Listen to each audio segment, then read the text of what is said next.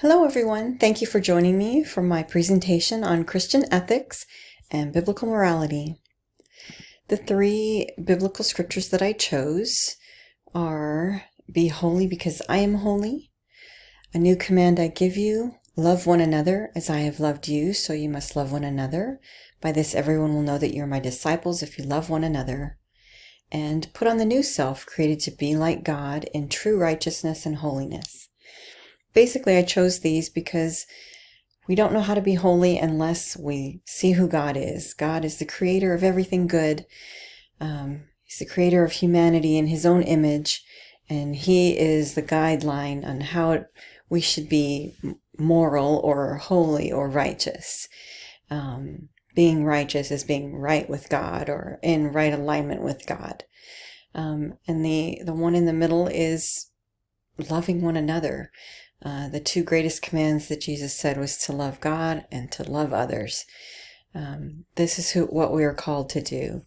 In James 1:27, it tells us not to just care for widows and orphans, but to get to know them. It isn't a ritualistic act. It's giving your attention and truly loving someone from the soul. The next topic the three topics I chose, the first one is ethical issues at the end of life. And I've learned, I already knew about God valuing life and that there is an accounting for taking life. And death is part of life. We fear it because we don't know it, but God sets the time for life and for death. Prolonging life with a terminal illness is delaying eternity for Christians. These were two issues that I wasn't educated on before, as far as respirator or feeding tube. I understand what those do, but as far as being ethical issues, I learned a great deal. If there's no hope for healing, then it's okay to discontinue these medical aids in sustaining life. Physician-assisted suicide and euthanasia are two other things that I didn't know about before this class. And so ending life before its time isn't valuing life. God determines the times that we live and we die, as it says in Ecclesiastes and Hebrews. Ray also talks about it in our textbook.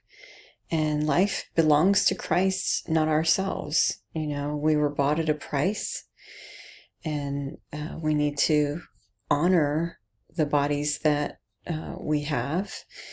And in Galatians 2:20, it says, "I have been crucified with Christ, and I no longer live, but Christ lives in me. The life I now live in the body, I live by faith in the Son of God who loved me and gave himself for me." Our lives belong to God, and we need to trust him with them. The second topic I chose was capital punishment. And there are three different views. The retentionists are in favor of retaining the law. So they're in favor of death penalty. Abolitionists oppose the death penalty and want the law abolished.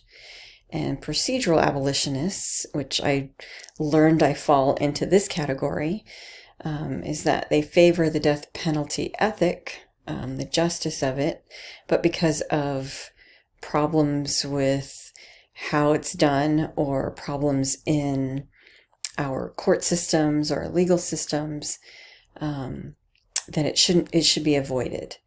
And basically, the next slide will show a little more detail about the views. So retentionists say that we should keep this law because it's a life for life. It's justice. It's justified. It's also a crime deterrent. If people know that they're going to be sentenced to death, they'll think about it and not murder someone else. The cost of life-term imprisonment is expensive versus death penalty. They don't believe it's cruel, and the Old Testament used capital punishment. There's also purgative rationale, which means You have to purge the evil from society. And this is found several times in Deuteronomy, where God commands the Israelites to purge the evil from among you. The abolitionists' views are, they tell you that it's wrong to kill, even for murderers, and that it's not justice, it's vengeance and retributive, which means it's not righteous, it's not of God, because God is not that way, or calls us to not be that way. It's God's to avenge, not us. Appeals during the death penalty for capital punishment, the appeals are more expensive than the cost of a life term, is what the abolitionists say, and that it's not consistent with New Testament teaching. Jesus taught peace, love, forgiveness, and not retribution or violence. The abolitionists also believe in the last two, but these are also procedural abolitionist views, is that mistakes are irreversible. Several people have been found innocent years later who were sentenced to death, hundreds of people. And so you can't reverse someone who was put to death, who was innocent. It's also discriminatory because the majority of the people sentenced to death are Black or Hispanic men. So women are very less likely to be sentenced to death, and all the other races. So this makes this law discriminatory. I've learned a lot. That's why I chose this one as well. And the third category is creation care and environment ethics. Basically, in Genesis chapter 2, verse 5, God put the man, he hadn't sent rain on earth, and he hadn't yet put a shrub up because there was no one to work the ground. And then in verse 15, he says, the Lord God took the man and put him in the Garden of Eden to work it and take care of it. God gave humans the authority to rule over the earth, but as stewards of the earth, to care for it as he would have cared for it. God's creation has value because God made it. You know, in Genesis chapter 1, after he made each section of the heavens and the earth, he said, and God saw that it was good. So everything that God created is good. And because of the fall of man and the sin of humanity, our earth is deteriorating, our land, our air, our water. So should we stop taking care of the environment? Because one day we have a new heaven and a new earth. And in 2 Peter 3:7, it tells us that the present heavens and earth are reserved for fire, being kept for the day of judgment and destruction of the ungodly. So if the current heaven and earth are going to be destroyed, why should we take care of it?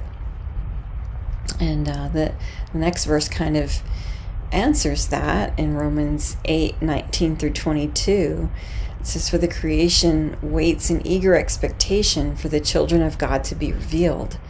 The creation was subjected to frustration, not by its own choice, but by the will of the one who subjected it, in hope that the creation itself will be liberated from its bondage to decay and brought into the freedom and glory of the children of God.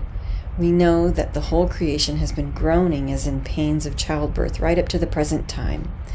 And basically, creation is suffering because of the fall of man, because of human sin. And it awaits, just as Christians await the returning of Christ, to be renewed.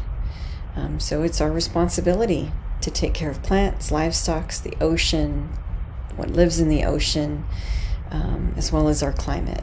I've noticed that things have gotten a lot cleaner here on the island with people being in quarantine and less tourism, less damage to the earth. The ethical case study that I chose was for family balancing. And basically, the procedures that are used for family balancing are they're made to be used for people who are infertile or experience difficulty conceiving or maintaining pregnancies. And so for a family to choose to balance the gender is basically saying the gender of the children I have isn't good enough. I need one of the other gender. And it's ethically not done. It's illegal in the United States because it's not a medically necessary procedure. They have microsort, which is sperm sorting, and the Tree of Life Center has a facility in Mexico that will do it for them because it's not allowed in the United States. It's not a medically necessary procedure. And it is used for people experiencing infertility or testing to avoid continuation of genetic health disorders.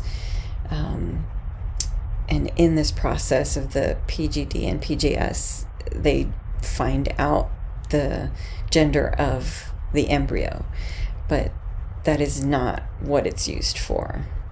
The ethical case study that I'm undecided on is the physician-assisted suicide and euthanasia. I understand God has created life, and I understand that suffering has many purposes in our lives. However, my parents are aging, and it's not something that they want, and they are not disciples. They are not Christians. So do I honor them and their wishes to end their suffering when they're ready? And that is something I probably won't be able to decide until that time comes. Thank you for joining me in my presentation. Following two scriptures are references.